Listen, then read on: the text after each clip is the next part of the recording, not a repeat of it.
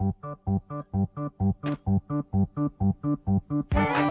Halloween, Halloween, Halloween. Happy, happy Halloween, Silver Shamrock.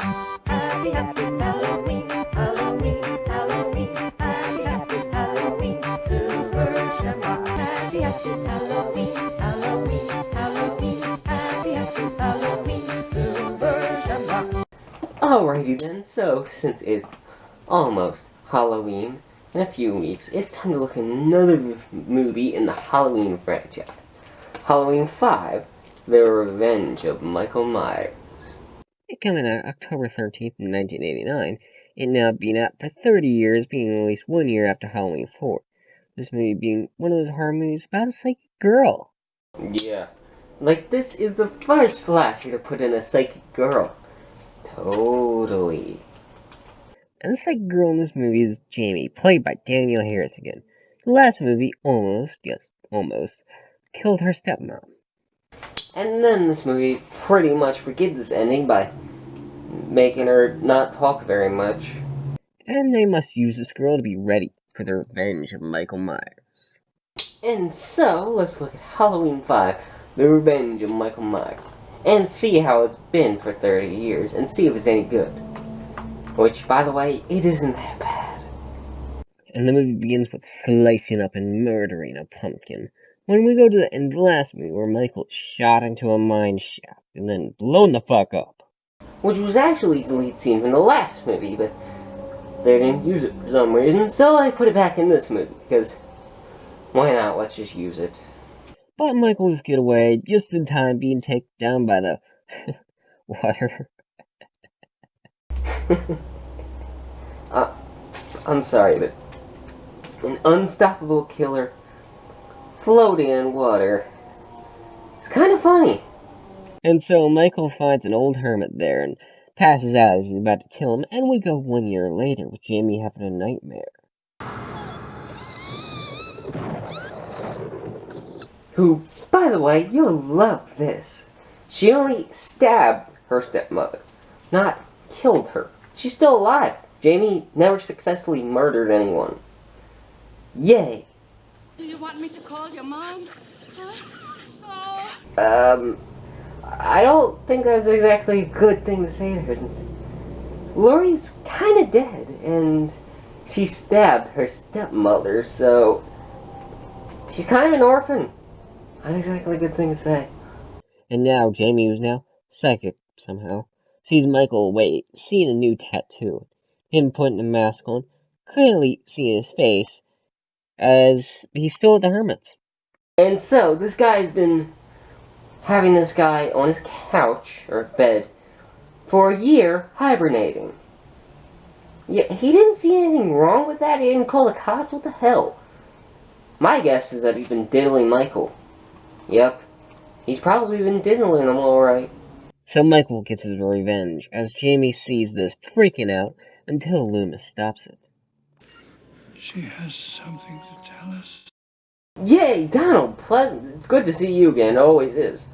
You and Danielle Harris are the best parts of this movie, and most of the other movies. Well, this 4 at least. Danielle Harris kinda isn't in 6. So she's okay now. So is Rachel, because Jamie stabs her mother, and she's still okay with it. And then she comes in.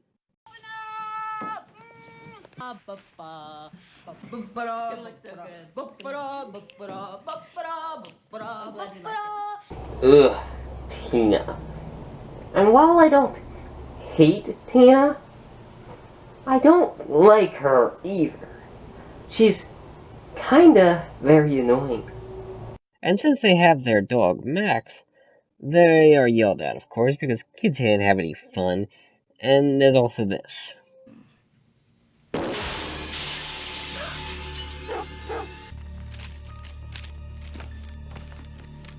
Yeah, she did still stab her stepmother, but didn't kill her, sadly, so they still hate her.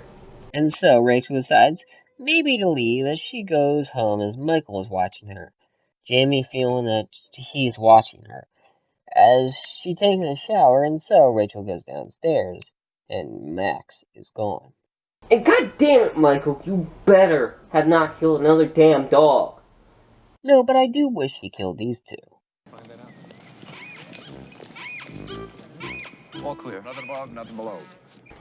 Yep, there they are, the comic relief cops with their own theme. Isn't it great? Well, to the director's credit, theme is at least memorable. Rescue cats. Find dogs. That's a job. And we love it. But Loomis tries to get some answers out of her, but no, because I guess she wants Rachel to die as Michael is there, and he's going to kill her.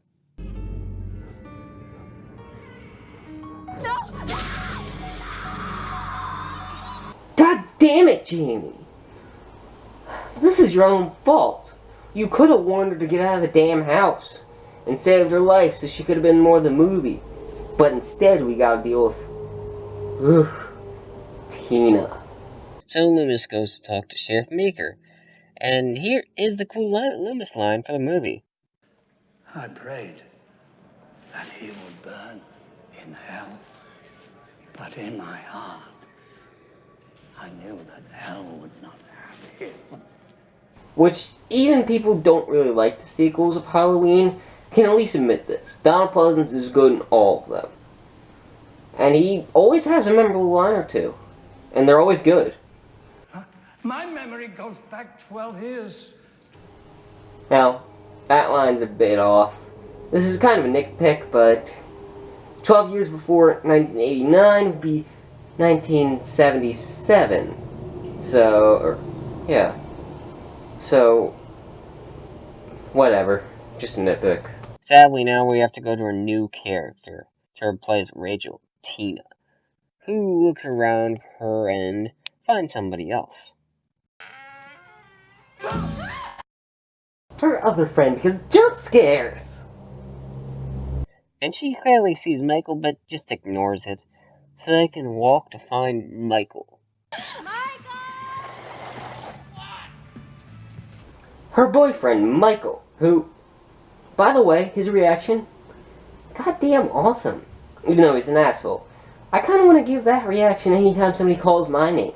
And so she decides not to see Jamie because her boyfriend's a dick. As inside, Jamie is chased by Michael all through the hospital until he finds her. It's all right. It's all right. Oh, well. I guess he just wants to screw with her right now.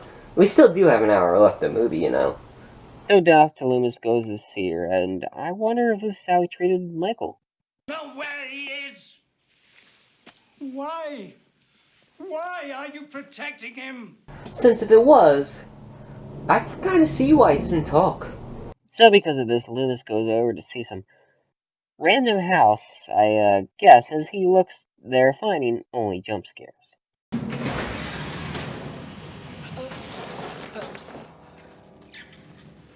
From a rat. Because why the hell would Michael be in a random mansion?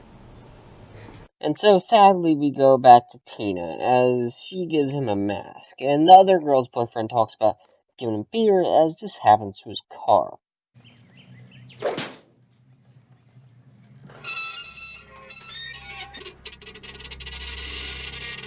God damn it, Michael, that's a nice car. You don't do that to a nice car. Even if they're owned by a dick, they're still nice-ass cars. You don't do anything like that. Because they're so damn nice you don't even fucking touch them. Don't do that, Michael. Trick or treat.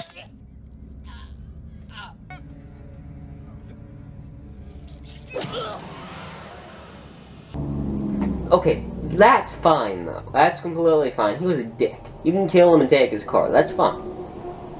So that night we go to the contest for Halloween costume where Jamie is a princess. And by the way, she does not wear the clown costume like she does in the poster because the Halloween 5 poster is just a half-assed version of the Halloween 4 poster, but Jamie on the side with a clown costume that she does not wear in this movie.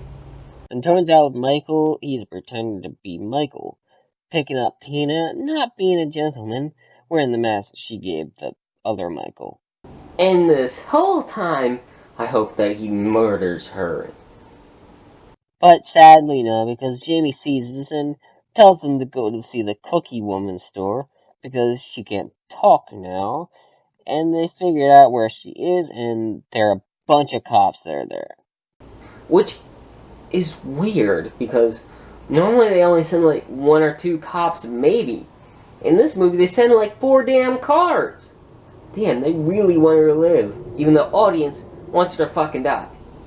And so she's shaken to see Jamie, where Jamie finally talks. Tina! Say it again. Tina? I love it. Aw, such a sweet moment. You know what would make it better, though? If it was Rachel instead of Tina. And so Jamie wants her not to go to the party because of the boogeyman being after her, but she of course goes. Because she is a bitch. And even if Jamie said that Michael Myers was coming after her, she'd probably still think it was her boyfriend Michael, because she's kind of dumbass. And so, of course, Loomis sends the 2 comic relief cops after her. And so they take her to the party. Jamie decides to go after her as well, where a kid tells her where she's going. Her finally having Michael out after her, and her about to be murdered. She's a virgin. Got her phone number? The hell? This isn't a Rob Zombie Halloween movie. Not funny. Somebody could easily be dead right now. Oh, damn it, I wanted her to die. Damn it. Fortunately, we're lousy cops. Sorry. You know, I wish you would have shot their asses. It would have made the movie slightly better. And so, they of course decide to go into the barn, finding kitty cats. Tina sadly leaving, so these 2 can have sex, but where is her boyfriend?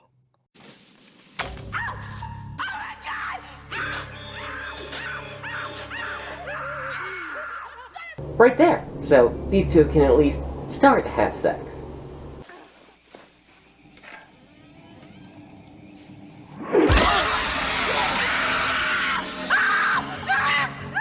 Oh goddamn, Michael, I know you could have done better than that.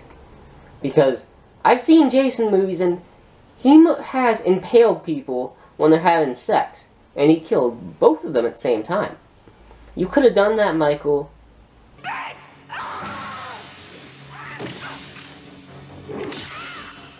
Oh no! The cuts! The cuts! The MPAA cut it! Why? And so, them now dead, he goes after the cops and sadly being off screen.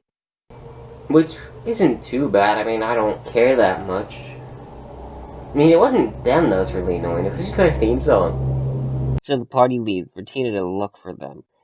And for her to find her friends, them being dead. And the cops too. Help me! Please help me! Help me! Who were unfunny to the end. And so, Jamie is there now, somehow being able to walk up there. Michael now in a car chasing after them.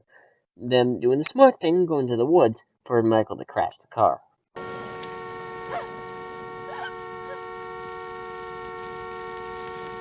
Oh god damn it, Michael, that was a nice car.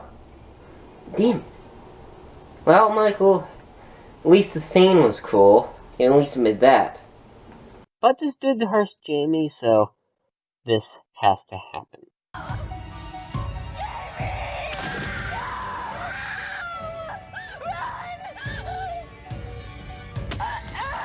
Yes! Yes! Yes! Finally, Tina is dead. Oh.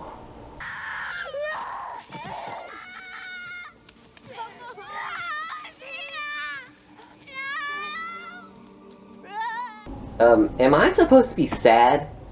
Because I'm really not. I mean, if it was Rachel, yeah, I would be a little sad because she was in the last movie and she should have been the one that be killed by Michael this way. Tina, I don't give a flying fuck about Tina. She should have died way earlier. And so now Dr. Loomis is there because he likes to scare little kids. As Tina is now dead, and Jamie is the only one sad for her. her ready to kill Michael as Loomis tells him to go to his house where it's really not this place. That doesn't look like the Elm Street house at all. I mean, they're the same house, so... But Michael never lived in a mansion before. But I will admit, that's a nice house. And so the cops stay there for a while, but something is wrong with Billy. So the cops go out without Jamie, as Loomis knows that now he will come, making sure that Jamie will stay. Charlie. Michael Myers is outside. Because by this movie, Loomis has gone insane. But he was right, Michael killing another cop. As Michael comes, Loomis being face to face with the evil. But he tries to reason with Michael, but this is Michael Myers.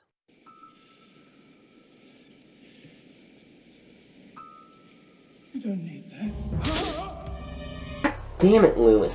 Alright, you should have known that. In the first movie you said it can't be reasoned with. Hell, in the last movie you tried to reason with him. It didn't work. It's not gonna work again this time. So Michael goes after Jamie. There also being a cop there as well, and so when he bursts through the door, he hangs the cop. And now Jamie is the final little girl, and so she has to find all the bodies and get chased. First we have to go to the hospital where we never will know what happened to Billy, as Jamie goes inside a laundry chute. Because in the scene, Jamie falls down the chute and has to climb back up with Michael stabbing it for real, Jamie really being inside. And even most people who don't even like this movie, they still admit the scene is pretty good and can be scary, I guess. But the only problem with this is that's an actual knife and that's actually Danielle Harrison there.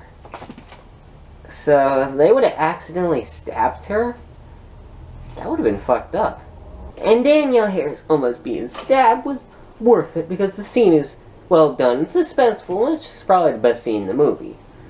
Even if they were really stabbed at Danielle Harris. Even though she was stabbed in the movie because she does have this blood on her leg now. And the MPAA sadly cut the scene where Jamie was stabbed. Sadly. But, do you really want to see a little girl get stabbed? You said yes? You're a weirdo. But so am I. And so, it's time for where she finds some of her dead bodies that Michael collected throughout the movie. Damn it, Michael! Another damn dog! Stop killing damn dogs! I'm really... What the fuck, Michael? Okay, that we really don't care about. You killed another damn dog! Stop killing dogs! Really, it's fucked up. We don't want to see a dead damn dog. Okay, that I do care about, though. Because, mainly, she was killed off way too damn early. So, she, for some reason, decides to get in the coffin because she figures she's gonna die anyway, so she tries one final thing. Uncle? Boogeyman? Sorry, Jamie, but this is the shade. It's not exactly gonna work on him. He has no heart. It's only blackness. You're just like me.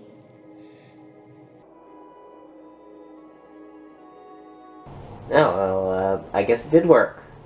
Okay. Well, yeah, but only for a couple of seconds. So Michael goes to kill the little girl, but something worse than Michael comes. Dr. Loomis, who uses Jamie as bait, because clearly this was a trap for Michael, him being shot with tranquilized darts and beaten until his nose was broken. No, really, Don Pleasance broke Don Chang's nose. Which, I guess the director doesn't like things very safe. He likes to almost stab little girls, I guess, too.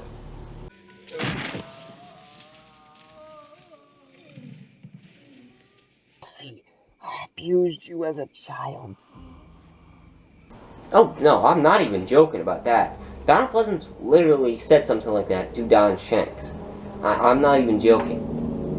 And I guess it does make sense, but it's kind of fucked up. And so Michael was arrested. They let him wear his mask for some reason while in chains. Which out of everything in this movie, somehow that is the stupidest. But there still is more stupid, because the Man in Black kills everyone, including Sheriff Meeker, even though it was cut. Oh yeah, I almost completely forgot to talk about the Man in Black, because before this, these scenes were entirely pointless, because he was just thrown into the movie for suspense, or what it all meant in Halloween 6. Because, you know, they just wanted to throw it in there, and they said, the people who do Halloween 6 can deal with this, because whatever. Oh, and by the way, also, you have to wait 6 years for Halloween 6. Have fun waiting!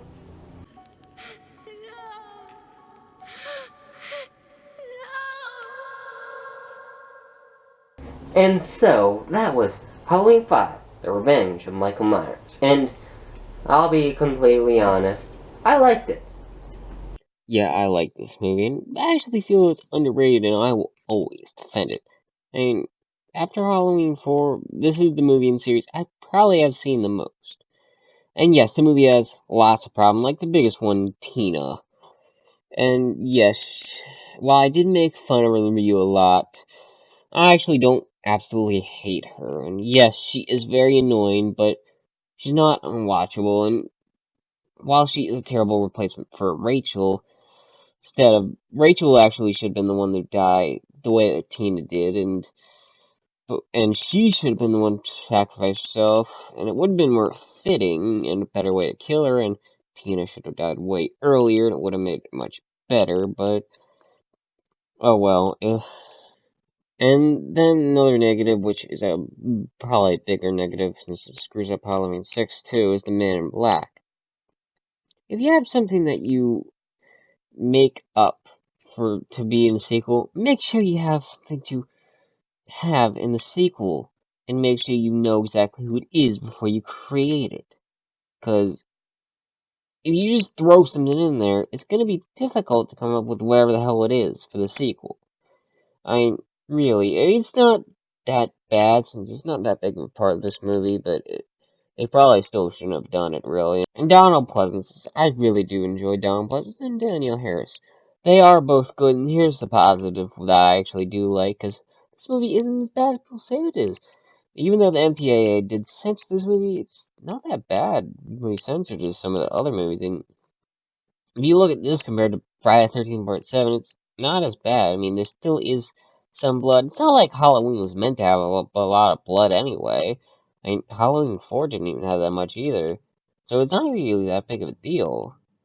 And I always will defend this movie. It's really not bad at all. I enjoy it.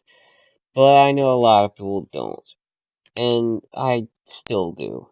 So I have to give Halloween 5, The Revenge of Michael Myers, a 3 out of 5.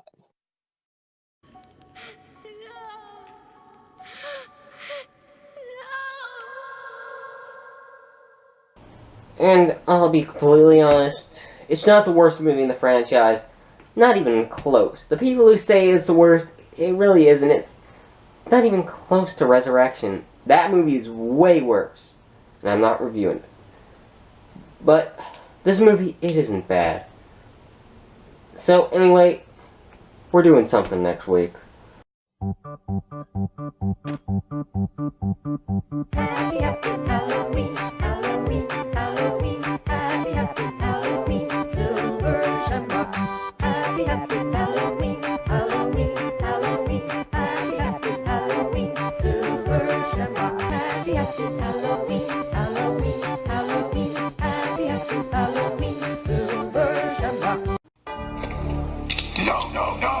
Don't touch that dial. Here's what's on my mind tonight. Rick and Miranda, just do it. We'll be free. You know, just the two of us. They're running away from Mom and Dad. Too disgusting.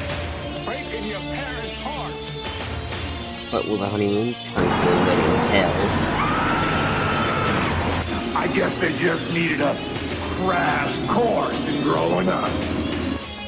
Brad Pitt stars in the next Freddy's Nightmare.